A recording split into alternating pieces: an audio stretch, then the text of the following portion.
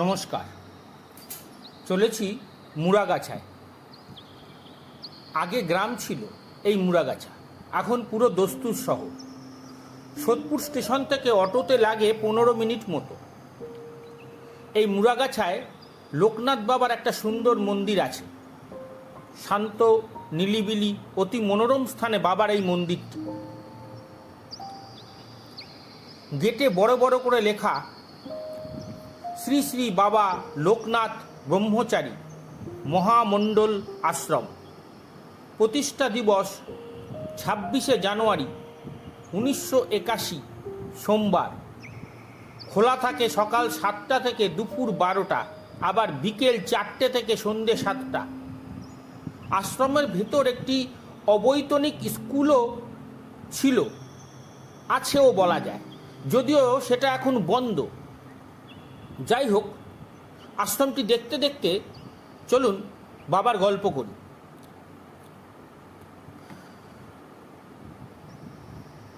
আমরা সবাই লোকনাথ বাবার একটা বাণী খুব ভালোভাবে জানি। সেটা হলো, রণে বনে জলে জঙ্গলে যখনই বিপদে পড়বি আমাকে স্মরণ করবি, আমিই রক্ষা করব। রণে বনে জঙ্গলে না হয় সম্ভব, কিন্তু জলে, হ্যাঁ, জলেও বাঁচিয়েছেন তিনি। সেই গল্পই বলছি। বিহারীলাল বাবু ছিলেন ঢাকা জর্জ কোর্টের আইনজীবী। বাবার পরম ভক্ত ছিলেন তিনি। একবার ঢাকা থেকে স্টিমারে মেঘনা দিয়ে চট্টগ্রামে যাচ্ছিলেন। নদীর মাঝপটে হঠাৎ ঝড়, বিশাল বিশাল ঢেউ। সবাই আশঙ্কা করতে থাকে যে কিছুক্ষণের মধ্যেই জলের নিচে তলিয়ে যাবে স্টিমার। বলতে বলতে স্টিমারের মধ্যে জল ঢুকতেও শুরু করে, কাঠ হয়ে যায় সেটি। প্রাণ রক্ষার উপায় না দেখে বিহারীলাল এক মনে স্মরণ করতে থাকেন বাবা লোকনাথকে। হে বাবা, রক্ষা করো বলে কাতরভাবে ডাকতে থাকেন বাবাকে। সেই সময় বাবা ভক্তদের সাথে বসেছিলেন আশ্রমের বারান্দায়। হঠাৎ বাবা চঞ্চল হয়ে বলে উঠলেন ভক্তদের, বিহারী খুবই বিপন্ন, সে আমাকে বারবার ডাকছে, আমি তার কাছেই যাচ্ছি। এই বলেই সমাধিস্থ হয়ে পড়লেন তিনি। তা দেখে বিস্ময়ে হতবাক ভক্তরা। এদিকে তখন জল ঢুকে সত্যি ডুবে যাচ্ছে স্টিমারটি, কিন্তু পরক্ষণেই অলৌকিকভাবে ভেসে ওঠে। যাত্রীরা দেখতে পান দুটি অলৌকিক হাত যেন শক্ত করে ধরে রেখেছে স্টিমারটিকে। বিহারীলাল বাবু বুঝতে পারলেন বাবাই এসেছেন তাদের রক্ষা করতে। কিছুক্ষণ পর সমাধি ভঙ্গ হলো, বাবার দেহে আবার প্রাণ ফিরে আসলো।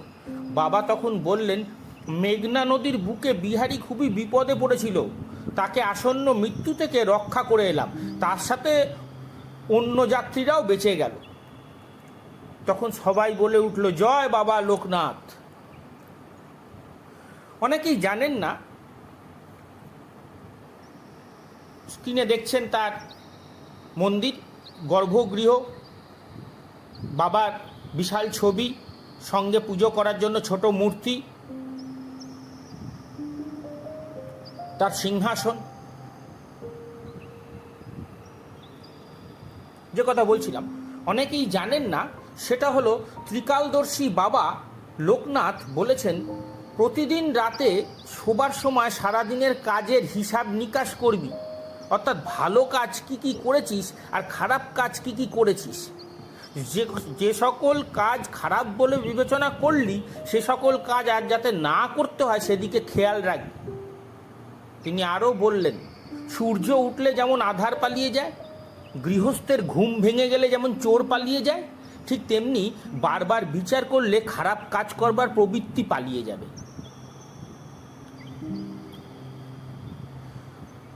বাবা তখন বড়দাতে ছিলেন। সেখানে কামাখ্যা নামে এক অহংকারী সাধক হঠাৎ এসে বললেন, লোকনাথ বাবা যদি সিদ্ধ পুরুষ প্রমাণ করতে পারেন নিজেকে, তবে তিনি তার শিষ্যত্ব গ্রহণ করবেন। প্রমাণ করতে লোকনাথ বাবাকে ধুতরা ফুল ও ভয়ঙ্কর সাপের বিষ দেওয়া হলো। মৃদু হেসে তিনি সেই বিষ গ্রহণ করেছিলেন। তারপর সমাধিতে চলে গেলেন। সবাই ভাবল তিনি মারা গেছেন। তিনি বলতেন, মায়ের হাতের দুধ তার মৃত্যুকেও জয় করতে পারে। তার মা এলেন, হাতে করে মুখে দুধ ঢেলে দিলেন। সত্যি সকলকে অবাক করে কিছুক্ষণ বাদে তিনি উঠে বসলেন, সুস্থ হয়ে ফিরে আসলেন। এরপর এই সমগ্র ব্রাহ্মণ সমাজ এবং সেই অহংকারী সাধক কামাখ্যা তার শিষ্যত্ব গ্রহণ করেছিলেন। পুকুরে যাওয়া সকলের অনুমতি নেই, অনুমতি নিয়ে ঢুকতে পারেন, অসুবিধা নেই।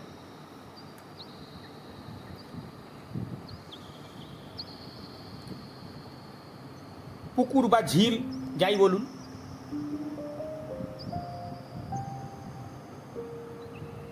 চারিদিকে সবুজ, তার মধ্যে এই মনোরম জলাশয় আপনাকে বেশ আনন্দ দেবে।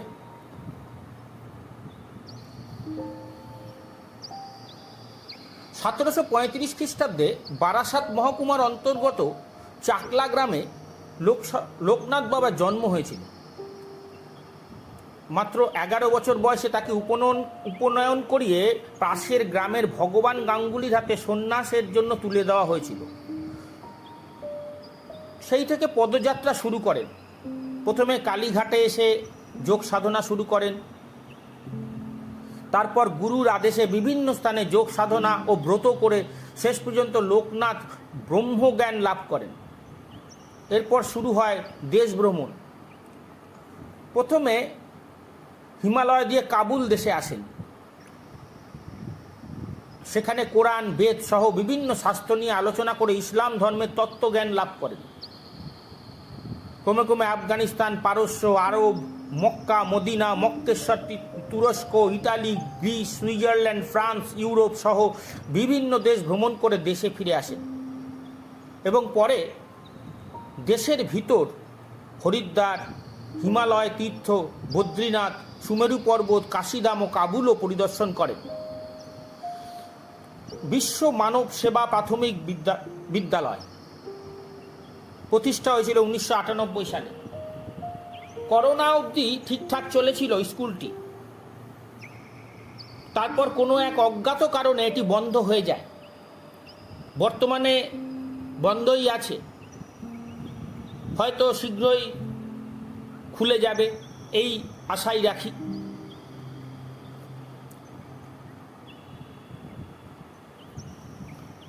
কথিত আছে বাংলাদেশের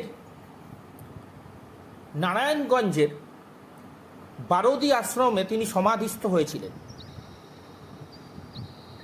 শোনা যায় যে এক ভক্ত পুত্রের যক্ষা রোগ তিনি নাকি নিজের শরীরে ধারণ করেছিলেন। এর ফলে বালকটি তো সুস্থ হয়ে ওঠে, কিন্তু কিছুদিন পর যক্ষা রোগে বাবার মৃত্যু ঘটল। সেদিন ছিল 19শে জ্যৈষ্ঠ, রবিবার। বাবা নিজেই বললেন তার প্রয়াণের কথা।